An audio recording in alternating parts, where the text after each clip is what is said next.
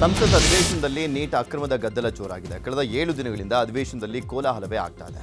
ನಿನ್ನೆ ಲೋಕಸಭೆಯಲ್ಲಿ ಪ್ರಶ್ನೆ ಪತ್ರಿಕೆ ಸೋರಿಕೆ ತಡೆ ಸಂಬಂಧ ಪರೀಕ್ಷಾ ಪರಿಷ್ಕೃತ ಬಿಲ್ ಅನ್ನು ಮಂಡಿಸಲಾಗಿದೆ. ಬಿಲ್ ಮಂಡನೆಯಾದರೂ ಕೂಡ ವಿಪಕ್ಷಗಳಿಂದ ಚರ್ಚೆ ಆಗಿಲ್ಲ.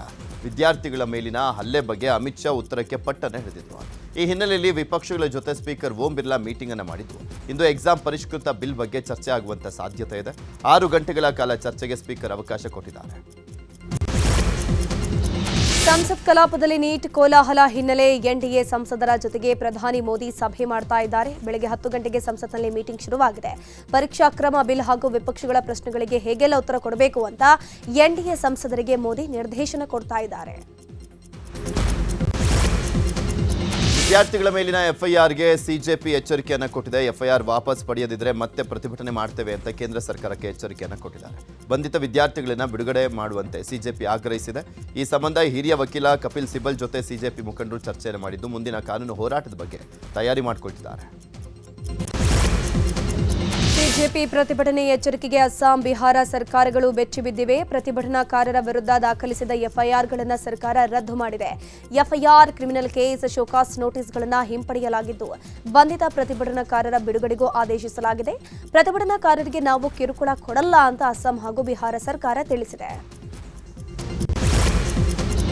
ರಾಜ್ಯದಾದ್ಯಂತ ಮಳೆ ಮುನ್ಸೂಚನೆ ಇದೆ. ರಾಜ್ಯದ ಎಲ್ಲ ಜಿಲ್ಲೆಗಳಲ್ಲೂ ಕೂಡ ಮಳೆ ಅಲರ್ಟ್ ಅನ್ನು ಘೋಷಣೆ ಮಾಡಲಾಗಿದೆ.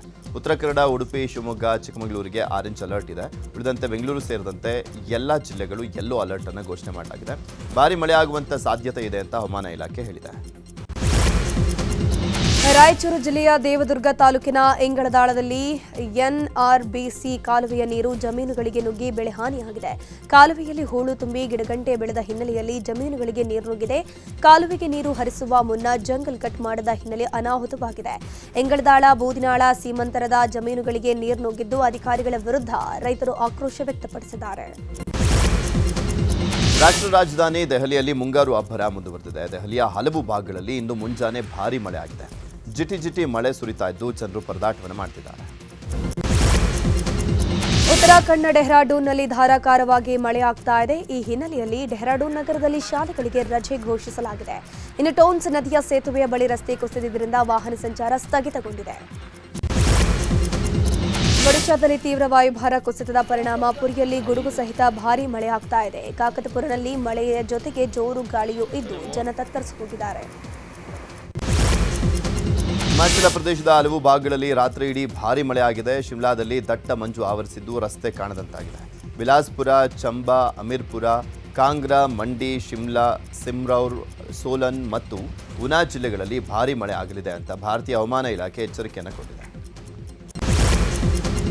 ಚೀನಾದಲ್ಲಿ ಭೀಕರ ಪ್ರವಾಹ ಉಂಟಾಗಿದೆ. ಚಂಡಮಾರುತ ಪರಿಣಾಮ ಗುವಾಂಗಡಾಂಗ್ ಪ್ರಾಂತ್ಯದ ಜೆಎಕ್ಸಿ ಕೌಂಟಿಯಲ್ಲಿ ತೀವ್ರ ಪ್ರವಾಹ ಹಾಗೂ ಭೂಕುಸಿತ ಉಂಟಾಗಿದ್ದು ಸಾವು ನೋವು ಸಂಭವಿಸಿದೆ.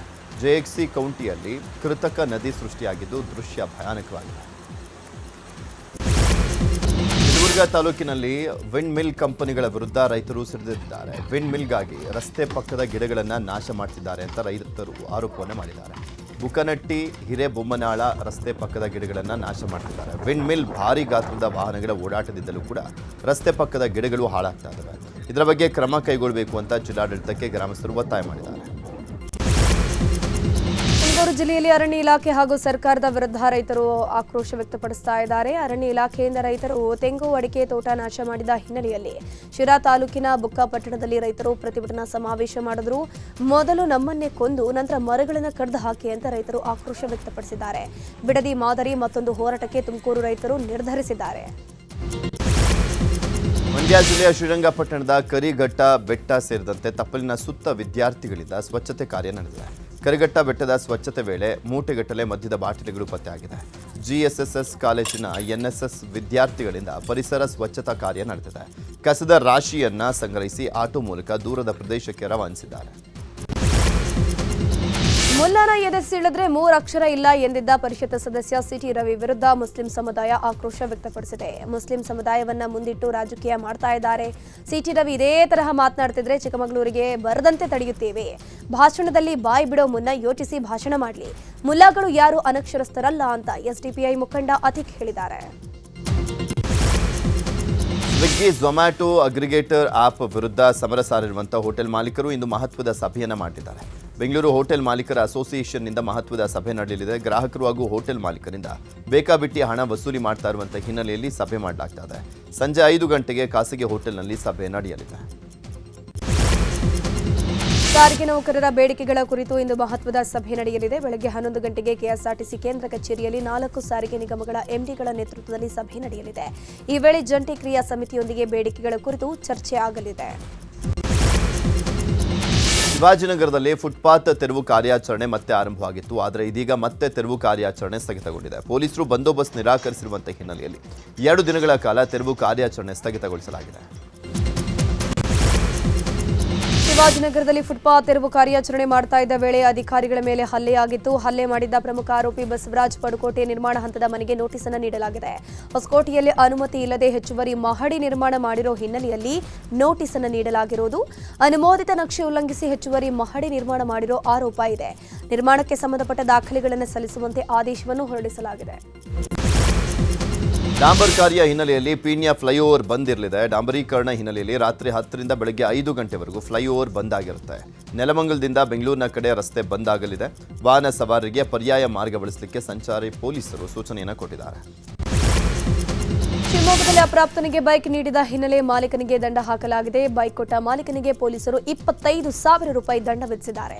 ಬೈಕ್ ಮಾಲೀಕನ ವಿರುದ್ಧ ವಿನೋಬನಗರ ಪೊಲೀಸರು ಸಲ್ಲಿಸಿದ ಚಾರ್ಜ್ ಶೀಟ್ ಮೇರೆಗೆ ಶಿವಮೊಗ್ಗ ಕೋರ್ಟ್ 25,000 ರೂಪಾಯಿ ದಂಡ ವಿಧಿಸಿ ಆದೇಶವನ್ನು ಹೊರಡಿಸಿದೆ. ನಮ್ಮ ಶಾಲೆಗೆ ಇಂಗ್ಲಿಷ್ ಶಿಕ್ಷಕರು ಬೇಕು ಅಂತ ವಿದ್ಯಾರ್ಥಿಗಳು ಸಚಿವ ಎಂಬಿ ಪಾಟೀಲ್ ಬಳಿ ಸಮಸ್ಯೆಯನ್ನು ಹೇಳ್ಕೊಂಡು ಬಂದಿದ್ದಾರೆ. ವಿಜಯಪುರ ಜಿಲ್ಲೆ ಬರಟಗಿಯ ಸರ್ಕಾರಿ ಶಾಲೆಯ ವಿದ್ಯಾರ್ಥಿಗಳ ಸಮಸ್ಯೆ ಕೇಳಿದಂತ ಸಚಿವರು ನಾನೇ ಸಂಬಳ ಕೊಡ್ತೇನೆ, ಬೇರೆ ಶಿಕ್ಷಕರನ್ನ ನೇಮಕ ಮಾಡಿ ಅಂತ ಅಧಿಕಾರಿಗಳಿಗೆ ಸೂಚನೆಯನ್ನು ಕೊಟ್ಟಿದ್ದಾರೆ.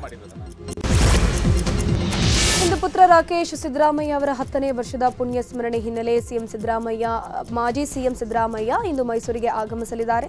ಕುಟುಂಬಸ್ಥರ ಜೊತೆಗೆ ರಾಕೇಶ್ ಸಮಾಧಿಗೆ ತೆರಳಿ ಸಮಾಧಿಗೆ ಪೂಜೆಯನ್ನು ಸಲ್ಲಿಸಲಿದ್ದಾರೆ. ಪೂಜೆಯಲ್ಲಿ ಕುಟುಂಬಸ್ಥರು ಸೇರಿ ಅತ್ಯಾಪ್ತರು ಮಾತ್ರ ಭಾಗಿಯಾಗಲಿದ್ದಾರೆ. ಮಧ್ಯಾಹ್ನ 12ವರೆಗೆ ಆಗಮಿಸಲಿರುವಂತಹ ಸಿದ್ದರಾಮಯ್ಯ ಕಾರ್ಯ ಮುಗಿಸಿ ಮತ್ತೆ ದೆಹಲಿಯತ್ತ ಹೋಗಲಿದ್ದಾರೆ ಎನ್ನಲಾಗಿದೆ. ಮೈಸೂರು ದಸರಾಗೆ ದಿನಗಣನೆ ಆರಂಭವಾಗಿದ್ದು ದಸರಾ ಕ್ರೀಡಾಕೂಟದಲ್ಲಿ ವಿವಿಧ ಕ್ರೀಡೆಗಳು ನಡೆಯುವಂಥ ಚಾಮುಂಡಿ ವಿಹಾರ ಹಾಗೂ ಮೈಸೂರು ವಿಶ್ವವಿದ್ಯಾಲಯದ ಕ್ರೀಡಾಂಗಣವನ್ನು ಪರಿಶೀಲಿಸಲಾಯಿತು. ಯುವ ಸಬಲೀಕರಣ ಮತ್ತು ಕ್ರೀಡಾ ಇಲಾಖೆ ಹಾಗೂ ವಾರ್ತಾ ಮತ್ತು ಸಾರ್ವಜನಿಕ ಸಂಪರ್ಕ ಇಲಾಖೆ ಆಯುಕ್ತ ಎಂಎನ್ ಅನುಚೇತ್ ಪರಿಶೀಲನೆ ಮಾಡಿದರು. ಈ ಬಾರಿ ದಸರಾ ಕ್ರೀಡೆಗಳಲ್ಲಿ ಯಾವುದೇ ನ್ಯೂನ್ಯತೆ ಉಂಟಾಗದಂತೆ ಕ್ರಮವನ್ನು ಕೈಗೊಳ್ಳಲಾಗುತ್ತದೆ. ಚಾಮರಾಜನಗರದ ಬಂಡೀಪುರ ನಾಗರಹೊಳೆ ಸಫಾರಿ ದರ ಏರಿಕೆ ಮಾಡಲಾಗಿದೆ. ಸೆಪ್ಟೆಂಬರ್ 1ರಿಂದ ದರ ಏರಿಕೆ ಆಗಲಿದೆ. ಬಸ್, ಜೀಪ್ ಸಫಾರಿ ದರದಲ್ಲಿ ಭಾರಿ ಏರಿಕೆ ಆಗಿರುವುದು. ಅರಣ್ಯ ಇಲಾಖೆ ಬಸ್ ಸಫಾರಿಗೆ ವಯಸ್ಕರ ದರ 650ರಿಂದ 1000ಕ್ಕೆ ಏರಿಸಲಾಗಿದೆ. 12 ವರ್ಷದ ಒಳಗಿನ ಮಕ್ಕಳಿಗೆ 350ರಿಂದ 500 ರೂಪಾಯಿಗೆ ಹೆಚ್ಚಳ ಮಾಡಲಾಗಿದೆ. ಇನ್ನು 1 ಗಂಟೆ ಇದ್ದ ಸಫಾರಿ ಅವಧಿ ಈಗ 3 ಗಂಟೆಗೆ ಹೆಚ್ಚಳ ಮಾಡಲಾಗಿದೆ. ಇತಿಹಾಸ ಪ್ರಸಿದ್ಧ ಚಾಮರಾಜನಗರದ ಶ್ರೀ ಚಾಮರಾಜೇಶ್ವರ ರಥೋತ್ಸವ ಇಂದು ನಡೆಯಲಿದೆ. ಆಷಾಢ ಮಾಸದಲ್ಲಿ ನಡೆಯುವಂತೆ ಈ ರಥೋತ್ಸವ ನವದಂಪತಿ ಜಾತ್ರೆ ಎಂದೇ ಹೆಸರಾಗಿದ್ದು ಈಗಿನಿಂದ 11:37ರವರೆಗೆ ಸಲ್ಲುವಂಥ ಶುಭ ಕನ್ಯಾನಗ್ನದಲ್ಲಿ ರಥಾರೋಹಣ ನಡೆಯಲಿದೆ. ಬಳಿಕ ರಥೋತ್ಸವ ಆರಂಭವಾಗಿ ಮಧ್ಯಾಹ್ನ 3 ಗಂಟೆ ವೇಳೆಗೆ ಸ್ವಸ್ಥಾನಕ್ಕೆ ಮರಳುವಂಥ ನಿರೀಕ್ಷೆ ಇದೆ. ರಾಜ್ಯ ಸಂಪುಟ ವಿಸ್ತರಣೆಗೆ ಅಂತಿಮ ಹಂತದ ಕಸರತ್ತು ಜೋರಾಗಿದೆ. ದೆಹಲಿಗೆ ತೆರಳಿರುವ ನಾಯಕರು ಇಂದು ರಾತ್ರಿ 8 ಗಂಟೆಗೆ ಹೈಕಮಾಂಡ್ ಜೊತೆ ಮಾತುಕತೆ ನಡೆಸಲಿದ್ದಾರೆ. ಇಂದೇ ಫೈನಲ್ ಪಟ್ಟಿ ರೆಡಿಯಾದರೆ ನೂತನ ಸಚಿವರು ಶುಕ್ರವಾರ ಪ್ರಮಾಣ ವಚನ ಸ್ವೀಕರಿಸುವಂತಹ ಸಾಧ್ಯತೆ ಇದೆ. ಸಚಿವ ಸಂಪುಟ ವಿಸ್ತರಣೆ ಬಗ್ಗೆ ಸಚಿವ ಯತೀಂದ್ರ ಸಿದ್ದರಾಮಯ್ಯ ಪ್ರತಿಕ್ರಿಯೆಯನ್ನು ಕೊಟ್ಟಿದ್ದಾರೆ. ಸಿಎಂ ಡಿಕೆ ಶಿವಕುಮಾರ್ ಹಾಗೂ ನಮ್ಮ ತಂದೆಯವರನ್ನ ಹೈಕಮಾಂಡ್ ಕರೆದಿದ್ದಾರೆ. ಈಗಾಗಲೇ ಅವರು ದೆಹಲಿಯಲ್ಲಿದ್ದಾರೆ. ಇವತ್ತೆಲ್ಲ ಚರ್ಚೆ ಆಗುತ್ತೆ. ಚರ್ಚೆ ಆದಮೇಲೆ ತೀರ್ಮಾನ ತೆಗೆದುಕೊಂಡು ಸಂಪುಟ ವಿಸ್ತರಣೆ ಮಾಡ್ತಾರೆ ಅಂತ ಹೇಳಿದ್ದಾರೆ ಯತೀಂದ್ರ. ಚುನಾವಣೆಗೆ ಸ್ಪರ್ಧೆ ಮಾಡಲ್ಲ ಎಂಬ ಮಾಜಿ ಸಿಎಂ ಸಿದ್ದರಾಮಯ್ಯ ಹೇಳಿಕೆ ವಿಚಾರವಾಗಿ ಬೆಳಗಾವಿಯಲ್ಲಿ ಮಾತನಾಡಿದ ಸಚಿವ ಯತೀಂದ್ರ ಸಿದ್ದರಾಮಯ್ಯ, ತಂದೆಯವರು ಹೊಸದಾಗಿ ಈ ವಿಷಯವನ್ನು ಹೇಳಿಲ್ಲ. ಸಿಎಂ ಸ್ಥಾನಕ್ಕೆ ರಾಜೀನಾಮೆ ಕೊಡುವಾಗಲೂ ಹೇಳಿದ್ರು 2028ಕ್ಕೆ ಚುನಾವಣಾ ರಾಜಕೀಯದಿಂದ ನಿವೃತ್ತಿ ಆಗ್ತೀನಿ ಅಂತ, ಆದರೆ ಸಕ್ರಿಯ ರಾಜಕಾರಣದಲ್ಲಿ ಇರ್ತೀನಿ ಅಂತ ಹೇಳಿದ್ದಾರೆ ಅಂತಂದ್ರು. ರಾಜ್ಯ ಸಂಪುಟ ವಿಸ್ತರಣೆಗೆ ಕೌಂಟ್ ಡೌನ್ ಶುರುವಾಗಿದೆ. ಆದರೆ ರಾಜ್ಯಪಾಲ ತಾವರ್ಚಂದ್ ಗೆಹ್ಲೋಟ್ ಅವರು 2 ದಿನ ಕಾಲ ಮಧ್ಯಪ್ರದೇಶ ಪ್ರವಾಸವನ್ನು ಕೈಗೊಂಡಿದ್ದು ರಾಜ್ಯದಲ್ಲಿ ಇರೋದಿಲ್ಲ. ಹೀಗಾಗಿ ಸಚಿವರ ಪಟ್ಟಿ ಫೈನಲ್ ಆದರೂ ಕೂಡ ಪ್ರಮಾಣ ವಚನ ಕಾರ್ಯಕ್ರಮ ವಿಳಂಬ ಆಗುವಂತ ಸಾಧ್ಯತೆ ಇದೆ. ಸಚಿವಾಕಾಂಕ್ಷಿಯಾಗಿರುವ ಶಾಸಕ ಎಚ್.ಸಿ. ಬಾಲಕೃಷ್ಣ ಟೆಂಪಲ್ ರನ್ ಶುರು ಮಾಡಿದ್ದಾರೆ. ಸಚಿವ ಸ್ಥಾನದ ಆಕಾಂಕ್ಷಿಯಾಗಿರುವಂತಹ ಬಾಲಕೃಷ್ಣ ಈ ಬಾರಿ ಸಚಿವ ಸ್ಥಾನ ಸಿಗುತ್ತೆ ಎಂಬ ವಿಶ್ವಾಸದಲ್ಲಿದ್ದಾರೆ.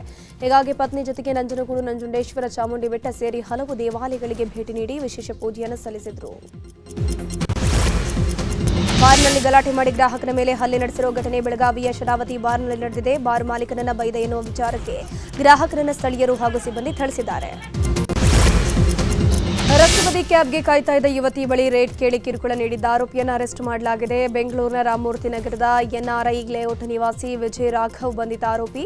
ಕ್ಯಾಬ್ಗೆ ಕಾಯ್ತಾ ಇದ್ದ ಯುವತಿ ಬಳಿ ರೇಟ್ ಕೇಳಿ ಕಿರುಕುಳ ಕೊಟ್ಟಿದ್ದ. ಸದ್ಯ ರಾಮಮೂರ್ತಿ ನಗರ ಠಾಣೆಯಲ್ಲಿ ಎಫ್ಐಆರ್ ದಾಖಲಾಗಿದ್ದು ಆರೋಪಿಯನ್ನು ಬಂಧಿಸಿ ವಿಚಾರಣೆ ಮಾಡಲಾಗ್ತಾ ಇದೆ. ಛೇದಿತ ಮಹಿಳೆಗೆ ಫೇಸ್ಬುಕ್ ಸ್ನೇಹಿತನಿಂದ 1.75 ಕೋಟಿ ರೂಪಾಯಿ ವಂಚನೆ ಆಗಿದೆ. ಬೆಂಗಳೂರಿನ ಯಶವಂತಪುರ ಮೂಲದ ಮಹಿಳೆಗೆ ವಂಚನೆ ಆಗಿದೆ. ಯುಕೆ ಉದ್ಯೋಗಿ ಅಂತ ಮಹಿಳೆಯನ್ನ ಪರಿಚಯ ಮಾಡಿಕೊಂಡಿದ್ದಂಥ ಆಸಾಮಿ ಮೊಬೈಲ್ ನಂಬರ್ ಪಡೆದು ವಾಟ್ಸ್ಆಪ್ ಚಾಟಿಂಗ್ ಮಾಡ್ತಾ ಇದ್ದ. ನಿಯಂತ್ರಣ ತಪ್ಪಿದ ಟ್ರಕ್ ಫ್ಲೈಓವರ್ ಮೇಲಿಂದ ಬಿದ್ದ ಘಟನೆ ಮಹಾರಾಷ್ಟ್ರದ ನಾಸಿಕ್ನಲ್ಲಿ ನಡೆದಿದೆ. ಫ್ಲೈಓವರ್ ಮೇಲೆ ಬರ್ತಿದ್ದ ಟ್ರಕ್ ನಿಯಂತ್ರಣ ಸಿಗದೆ ಫ್ಲೈಓವರ್ ಮೇಲಿಂದ ಬಿದ್ದಿದ್ದು ಘಟನೆಯಲ್ಲಿ ಚಾಲಕನಿಗೆ ಗಂಭೀರ ಗಾಯಗಳಾಗಿದೆ. ಆಸ್ಪತ್ರೆಗೆ ರವಾನಿಸಲಾಗಿದೆ. ಅಮೆರಿಕ ಮತ್ತು ಇರಾನ್ ನಡುವೆ ಯುದ್ಧ ಮುಂದುವರೆದಿದೆ. ಇದರ ನಡುವೆ ಅಮೆರಿಕ ಅಧ್ಯಕ್ಷ ಡೊನಾಲ್ಡ್ ಟ್ರಂಪ್ರನ್ನ ಇಂದು ಶ್ವೇತಭವನದಲ್ಲಿ ಇಸ್ರೇಲ್ ಪ್ರಧಾನಿ ನೆತನ್ಯಾಹು ಭೇಟಿಯಾಗಲಿದ್ದಾರೆ. ಇರಾನ್ ವಿರುದ್ಧದ ಯುದ್ಧ, ಪರಮಾಣು ಯೋಜನೆ ವಿನಾಶ ಹಾಗೂ ಲೆಬನಾನ್ನಲ್ಲಿ ಹಿಜ್ಬುಲ್ಲಾ ನಿಶಸ್ತ್ರೀಕರಣದ ಕುರಿತು ಉಭಯ ನಾಯಕರು ನಿರ್ಣಾಯಕ ಚರ್ಚೆಯನ್ನು ಮಾಡಿದ್ದಾರೆ. ಗ್ಲಾಸ್ಗೋದಲ್ಲಿ ನಡೆಯುತ್ತಿರುವ ಕಾಮನ್ವೆಲ್ತ್ ಗೇಮ್ಸ್ನಲ್ಲಿ ಭಾರತದ ಪದಕ ಬೇಟೆ ಮುಂದುವರೆದಿದೆ. weight ಲಿಫ್ಟಿಂಗ್ನಲ್ಲಿ ಭಾರತಕ್ಕೆ ಪದಕ ಒಲಿದಿದೆ. ಪುರುಷರ 65 ಕೆಜಿ ವಿಭಾಗದಲ್ಲಿ ರಾಜ ಮುತ್ತುಪಾಂಡಿ 286 ಕೆಜಿ ಭಾರ ಎತ್ತಿ ಬೆಳ್ಳಿ ಪಡೆದರೆ, ಮಹಿಳೆಯರ 53 ಕೆಜಿ ವಿಭಾಗದಲ್ಲಿ ಜ್ಞಾನೇಶ್ವರಿ ಯಾದವ್ 199 ಕೆಜಿ ಭಾರ ಎತ್ತಿ ಬೆಳ್ಳಿ ಪದಕವನ್ನು ಪಡೆದರು. ಇನ್ನು ಮಹಿಳೆಯರ 58 ಕೆಜಿ ವಿಭಾಗದಲ್ಲಿ ಬಿಂದ್ಯಾ ರಾಣಿ 199 ಕೆಜಿ ಭಾರ ಎತ್ತಿ ಕಂಚು ತಮ್ಮದಾಗಿಸಿಕೊಂಡಿದ್ದಾರೆ. ಶಾಟ್ಪುಟ್ನಲ್ಲಿ ಭಾರತ ಮತ್ತೊಂದು ಚಿನ್ನದ ಪದಕ ಹಾಗೂ ಕಂಚಿನ ಪದಕ ಗೆದ್ದಿದೆ. ಶರ್ಮಿಳಾ ದಂಕರ್ ಅವರು ಮಹಿಳೆಯರ F57 ವಿಭಾಗದಲ್ಲಿ ಚಿನ್ನದ ಪದಕವನ್ನು ಗೆದ್ದಿದ್ದಾರೆ. ಇನ್ನು ಕನ್ನಡತಿ ಶಿಲ್ಪಾ ಶಾಟ್ಪುಟ್ನಲ್ಲಿ ಕಂಚಿನ ಪದಕವನ್ನು ಗಳಿಸಿದ್ದಾರೆ. ಈಗ ಸಿನಿಲೋಕದ ಸುದ್ದಿ. ಮಣಿರತ್ನಂ ನಿರ್ದೇಶನದಲ್ಲಿ ಸೇತುಪತಿ ಹಾಗೂ ಸಾಯಿ ಪಲ್ಲವಿ ನಟನೆಯ ಸಿನಿಮಾ ಬರ್ತಾ ಇದೆ. ಈ ಸಿನಿಮಾಗಿನ್ನೂ ಕೂಡ ಹೆಸರಿಟ್ಟಿಲ್ಲ. ಸದ್ಯದರ ಚಿತ್ರೀಕರಣ ಕೋಲ್ಕತ್ತಾದ ಹೌರಾ ಬ್ರಿಡ್ಜ್ನಲ್ಲಿ ನಡೀತಾ ಇದೆ. ಚಿತ್ರೀಕರಣದ ಸಮಯ ಒಂದಷ್ಟು ಫೋಟೋಸ್ಗಳು ಹೊರಬಿದ್ದಿದ್ದು ವಿಜಯ್ ಸೇತುಪತಿ ಕ್ಲೀನ್ ಶೇವ್ನಲ್ಲಿ ಯಂಗ್ ಲುಕ್ನಲ್ಲಿ ಕಾಣಿಸ್ತಿದ್ದಾರೆ. ಡಿವೈನ್ ಸ್ಟಾರ್ ರಿಷಬ್ ನಟನೆಯಲ್ಲಿ ಛತ್ರಪತಿ ಶಿವಾಜಿ ಬಯೋಪಿಕ್ ಚಿತ್ರೀಕರಣಕ್ಕೆ ಸಜ್ಜಾಗ್ತಾ ಇದೆ. ಇದೇ ವರ್ಷ ಕೊನೆಯಲ್ಲಿ ಶೂಟಿಂಗ್ ಶುರುವಾಗಲಿದ್ದು ಹೊಸದಾಗಿ ಈ ಚಿತ್ರದ ಅಪ್ಡೇಟ್ ಹೊರಬಿದ್ದಿದೆ. ಬಾಲಿವುಡ್ ನಟಿ ಭೂಮಿ ಪಡ್ನೇಕರ್ ಈ ಚಿತ್ರದಲ್ಲಿ ಬೆಳವಾಡಿ ಮಲ್ಲಮ್ಮನ ಪಾತ್ರದಲ್ಲಿ ಅಭಿನಯಿಸಲಿದ್ದಾರೆ.